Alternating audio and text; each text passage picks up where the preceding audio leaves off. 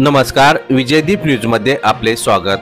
धरण अपडेट अचूक माहितीसाठी आमचा चॅनल सबस्क्राइब करा। आज गुरुवार 18 जुलै सकाळचे नीरा खोरे अपडेट। 2 दिवसांच्या विश्रांतीनंतर नीरा खोऱ्यात पावसाचे पुनरागमन झाले।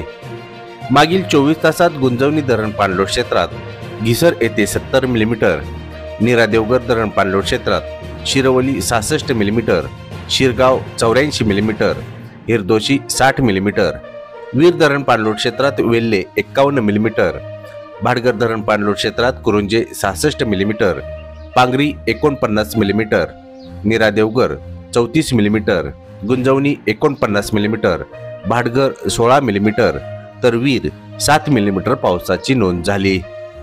पावसाचे पुनरागमन झाल्याने धरण पाणलोट क्षेत्रातून पुन्हा धरणात पाण्याची आवक वाढू लागली। 24 तासात खोऱ्यातील सर्व धरणात मिळून 0.45 टीएमसी पाणी जमा झाले।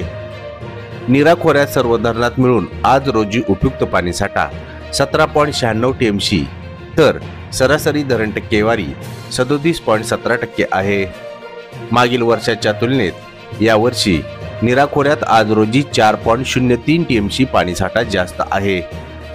नीरा खोरे अहवालानुसार गुंजवणी धरण टक्केवारी 46.88% तर उपयुक्त पाणीसाठा 1.73 टीएमसी, भाटघर 38.37% उपयुक्त पाणीसाठा 9.01 टीएमसी, नीरा देवघर 29.07% उपयुक्त पाणीसाठा 3.41 टीएमसी तर वीर 40.44% उपयुक्त पाणीसाठा 3.80 टीएमसी आहे।